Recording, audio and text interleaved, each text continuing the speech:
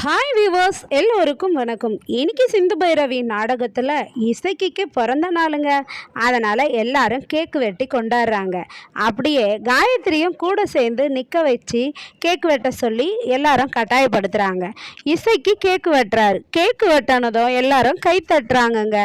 அப்போது சிந்துவும் வந்து கை தட்டிக்கிட்டே நடந்து வராங்க. எல்லாருமே கை தட்டுறத நிறுத்திடுறாங்க. ஆனால் சிந்து மட்டும் கைத்தட்டலை நிறுத்தவே இல்லை. எல்லாருமே அப்படியே சிந்துவே பார்க்குறாங்க. ஏய், எதுக்குடி நீ இங்கே உள்ளே வந்தன்னு கேட்குறாங்க மகா. உன்னை தான் யாரும் உள்ளே வரக்கூடாதுன்னு சொன்னாங்கல்ல, அப்புறம் எதுக்கு நீ உள்ளே வந்த? நீ வெளியே போடி முதல்ல அப்படின்றாங்க. ஒன்றும் இல்லை அத்தை, இசைக்கு பிறந்த நாள் இல்லை, நான் அவருக்கு ஒரு கிஃப்ட் கொடுக்கணும்னு நினச்சேன். அந்த கிஃப்டை கொடுத்துட்டு நான் போயிடுறேன் அப்படின்றாங்க.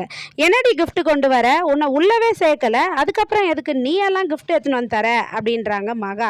இல்லாத, நான் இந்த கிஃப்ட்டு இசைக்கு கொடுத்தேன்னா அதெல்லாம் நீங்கள் பார்த்தீங்கன்னா ரொம்ப சந்தோஷப்படுவீங்க. அவருடைய சாதனைகள்லாம் கொஞ்சம் பாருங்க அப்படின்றாங்க. உடனே வந்து என்னடா இது அப்படின்னு சொல்லிட்டு எல்லாம் அப்படியே ஆச்சரியமாக நிற்கிறாங்க. அக்கா, அவளை வீட்டை விட்டு வெளியே போக சொல்லுக்கா அப்படின்றாங்க மகா. யார்கிட்ட? அன்னபூர்ணி கிட்ட. அப்பவும் சிந்து, நான் கொடுக்க வந்த கிஃப்டை கொடுத்துட்டு தான் போவேன் அப்படின்னு சொல்லிட்டு, இந்தாங்க இசைக்கு உங்களுக்கு பரிசுன்னு சொல்லிட்டு கிஃப்ட் கொடுக்குறாங்க. கொடுத்ததும் அதை நீங்கள் திறந்து பாருங்களேன்றாங்க. இசைக்கு திருன்னு முழிக்கிறாரு. நீங்கள் திறந்து பார்த்தா தானே தெரியும் அது எப்படியாப்பட்ட பரிசுன்னுன்றாங்க. அப்போ திறந்து பார்க்குறாரு இசைக்கு. திறந்து பார்த்தாக்கா ஒரு பென் டிரைவருங்க. அதை பார்த்ததும் மகா கேட்குறாங்க, என்னடி ஒரு பென் டிரைவரை எடுத்துன்னு வந்து கொடுத்துட்டு பெரிய சீனெல்லாம் போடுற, இந்த பென் டிரைவர் தானடி, என்னடி அப்படின்னு.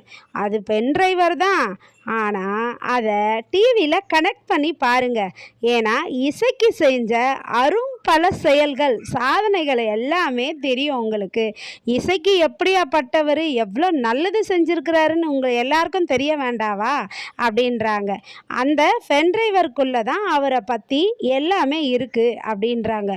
உடனே திருன்னு முழிக்கிறாங்க மகாவும் இசைக்கியும். அக்கா, இதெல்லாம் வேண்டாக்கா, இதெல்லாம் போடாதக்கா இந்த பென் டிரைவர்லாம் அப்படின்னு சொல்லிட்டு அன்னபூர்ணி கிட்ட சொல்கிறாங்க. உடனே பைரவி என்ன பண்ணுறாங்கன்னா, ஆறுமுகம், அந்த பென் டிரைவரை வாங்கி டிவியில் கனெக்ஷன் பண்ணி போடுங்க பார்க்கலாம், அப்படி என்னதான் இசைக்கியை பற்றி இருக்குதுன்னு பார்ப்போம் நம்ம அப்படின்னு சொல்கிறாங்க பைரவி. உடனே ஆறுமுகம் அந்த பென் டிரைவரை வாங்கி டிவியில் கனெக்ட் பண்ணுறாரு. கனெக்ட் பண்ணாக்கா இசைக்கு வந்து அந்த சாமி நகையை திருடிக்கிட்டு போயிட்டு உருக்கி கொடுக்க சொன்னார் இல்லை, அவருடைய மனைவி கிட்ட, இந்தாங்க 10,000 ரூபா வச்சுக்கோங்க, இதுக்கு மேலே என்னால் எந்த கமிஷனும் தர முடியாது, உன் புருஷன் சாமி நகையை உருக்குறதுக்காக ஜெயிலில் மாட்டிக்கினா நான் என்ன பண்ண முடியும், என்னால் முடிஞ்ச அளவுக்கு நான் பணம் கொடுத்து ஹெல்ப் பண்ணிட்டேன், இதான் கடைசி பணம், இந்த 10,000 கொடுக்குறாருங்க. அதை பார்த்ததும் எல்லாருக்கும் உண்மை தெரிய வருது. இசைக்கு தான் சிந்து ரூமில் இருந்து நகை திருடி எடுத்துக்கிட்டு போயிட்டு ஒருத்தர்கிட்ட கொடுத்து அதே மாதிரி வார் எடுக்க சொன்னார், கவரிங் நகையா அப்படின்ட்டு. அப்போது சிந்து கிட்ட இருந்த சாமி நகையை திருடுனது இசைக்கு தான் எல்லாருக்குமே தெரிய வந்துடுது. உடனே இசைக்கு சொல்கிறாரு, ஐயோ அது நான் திருடலை, இந்த சிந்து ஏதேதோ பொய் சொல்கிறா அப்படின்றாரு. உடனே மகாவும் சொல்கிறாங்க, அக்கா அந்த வீடியோவில் இருக்கிறதெல்லாம் நம்பாதீங்கக்கா, இந்த சிந்து தாங்க எதுவோ ட்ராமா பண்ணி எதுவோ ஃபோர்ஜரி பண்ணி எடுத்துகிட்டு வந்து காட்டுறா அப்படின்றாங்க மகா. உடனே சிந்து சொல்கிறாங்க, அப்படியா, அப்போ ஒரு ஆள் நேர்லேயே வருவாங்க, அவங்கள பார்த்தா உனக்கு உண்மை தெரிஞ்சிரும்ன்றாங்க. அதுக்கப்புறமா அன்னபூர்ணி என்ன கேட்குறாங்கன்னா, சிந்து இந்த வீடியோ எப்படி உனக்கு கிடச்சிது அப்படின்னு சொல்லி கேட்குறாங்க. அப்போ சிந்து சொல்கிறாங்க, அத்தை, நான் தான் இவங்க 2 பேர் பேசிகிட்டு இருக்கும்போது நான் என் ஃபோனில் தான் வீடியோ எடுத்தேன், இங்கே பாருங்கள் என் ஃபோன்லேயும் இருக்குது அந்த வீடியோன்னு காட்டுறாங்க. அதுக்கப்புறம் காமிச்சதும் அந்த நகையை உருக்குனார் இல்லையா, அவருடைய மனைவியை வர வைக்கிறாங்க. அவங்க மனைவி வந்து எல்லா உண்மையும் சொல்கிறாங்கங்க. இவர் வந்து அவங்க வீட்டுக்காரர்கிட்ட இந்த நகையை கொடுத்து உருக்க சொன்னதாகவும் கவரிங் செய்ய சொன்னதாகவும் அதுக்காக 1,00,000 ரூபாய் பணம் கொடுத்ததாகவும் எல்லாத்தையும் சொல்லிடுறாங்க.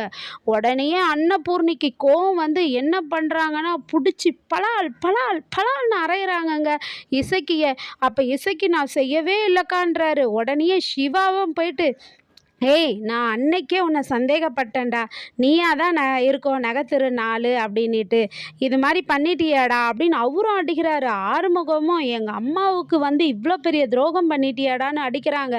அன்னபூர்ணியா, உன்னை நான் என் மகாவுடைய தம்பி தான் நீ, ஆனால் உன்னை நான் என் புள்ள மாதிரி வளர்த்தேன். உனக்கு என் பொண்ணையும் கொடுத்தனடான்னு போட்டு சரியான அடி அடித்து உடனே வந்து பைரவி கிட்ட சொல்கிறாங்க. என்னன்னா சஞ்சயை வர சொல்லு அப்படின்றாங்க. பைரவியும் போயிட்டு சஞ்சய்க்கு கால் பண்ணி வர சொல்கிறாங்கங்க. இசக்கியை நாளைக்கு பிடிச்சிக்கிட்டு போய் மொக்கு மொக்கு மொக்குன்னு போலீஸ் ஸ்டேஷனில் மொக்க போகிறாங்க. நாளைக்கு அதை விறுவிறுப்பாக பார்க்க நம்ம காத்திருப்போம். நன்றி, பாய்.